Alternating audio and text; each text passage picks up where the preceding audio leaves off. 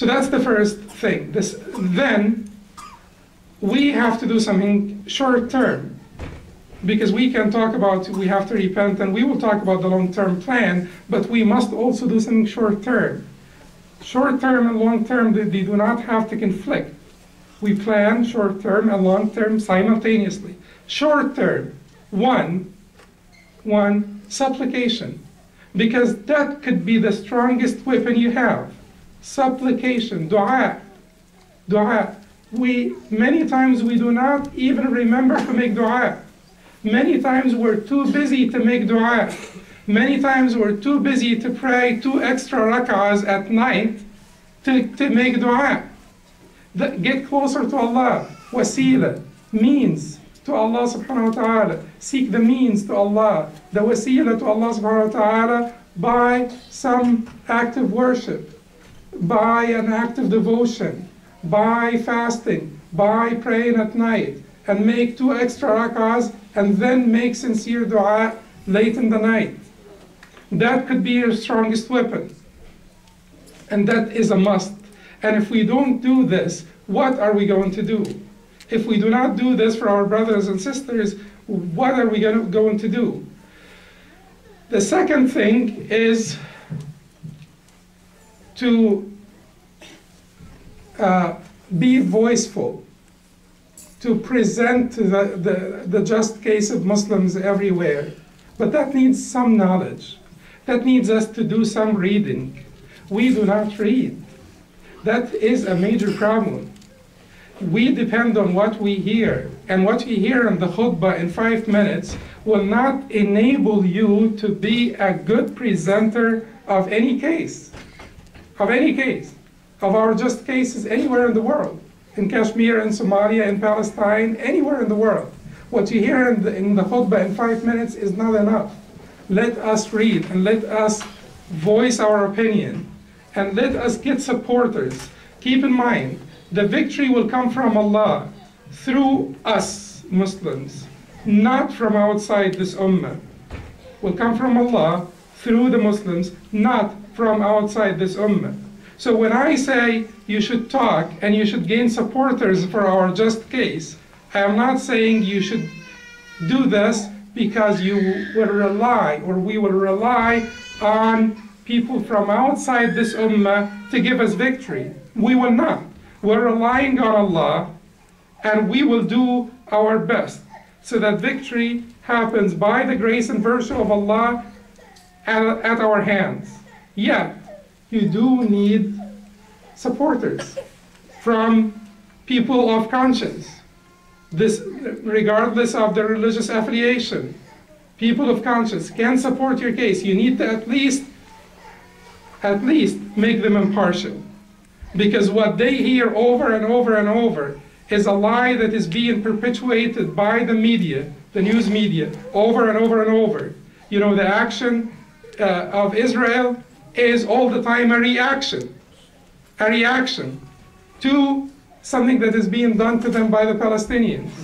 That is an enormous lie that is not taken in consideration, that these people are the victims. These people are the occupied. They equate between the occupier and the occupied. Menachem Begin, the Israeli prime minister who won a Nobel Peace Prize, he was declared terrorist by Britain, the United Kingdom, when he was the head of the Irgun militia. These are gangsters who used to kill Palestinians, to terrorize them so that they can flee their land, and they can leave their lands. His gang was responsible for Deir Yassin. Deir Yassin is when they went into that village and massacred the civilian population of the civilian population of that village.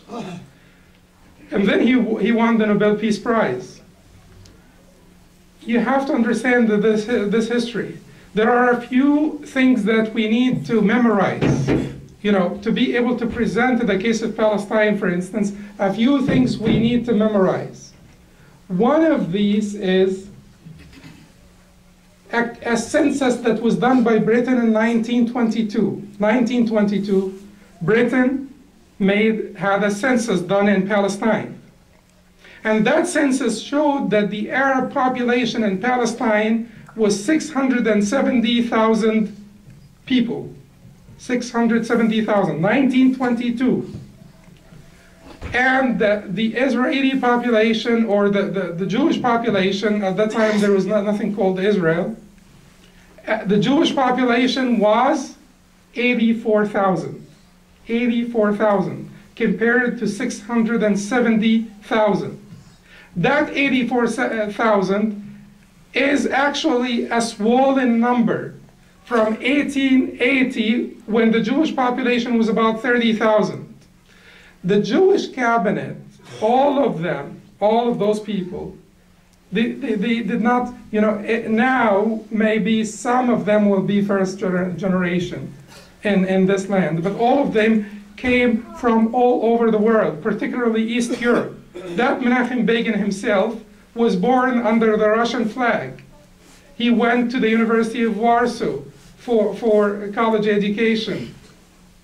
And then they moved to Palestine to take the land from the indigenous people, from the original people of Palestine, who were, at the time lacking, indigenous people lacking the tools to defend themselves.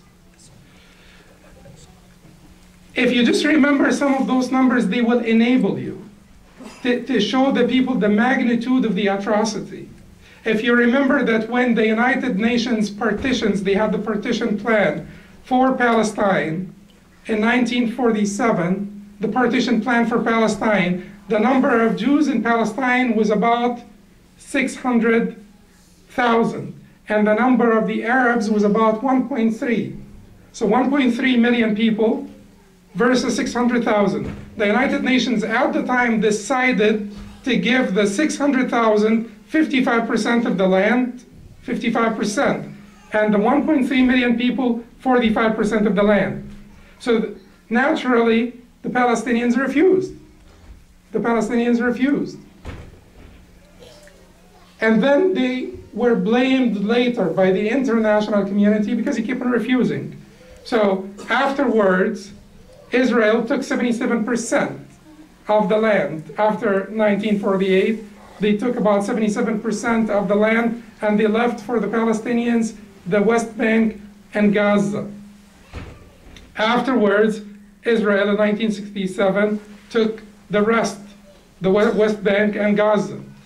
The irony in Gaza is that they want those people to not do anything. For the last 1.5 years, they were being starved to death. Israel keeps on saying that we left Gaza. And I heard the rude commentator, Israeli commentator, say they think Islam can solve their problems. Well, why don't they let Islam solve their problems? We left Gaza.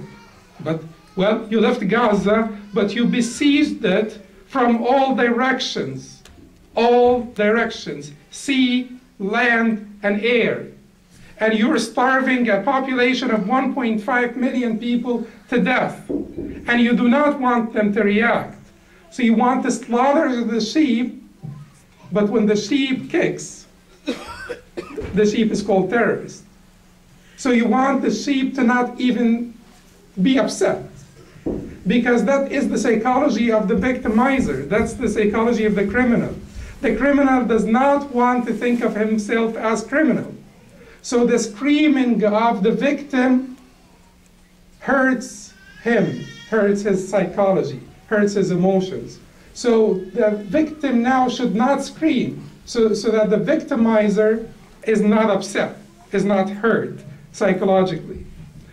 The irony is that 80% of the people inside Gaza, which is the most populous piece of land on earth, are refugees that were driven or terrorized away from their homes by those Zionist militias, Ergon, Haganah, and Lehi, which later became IDF, the Israeli Defense Force.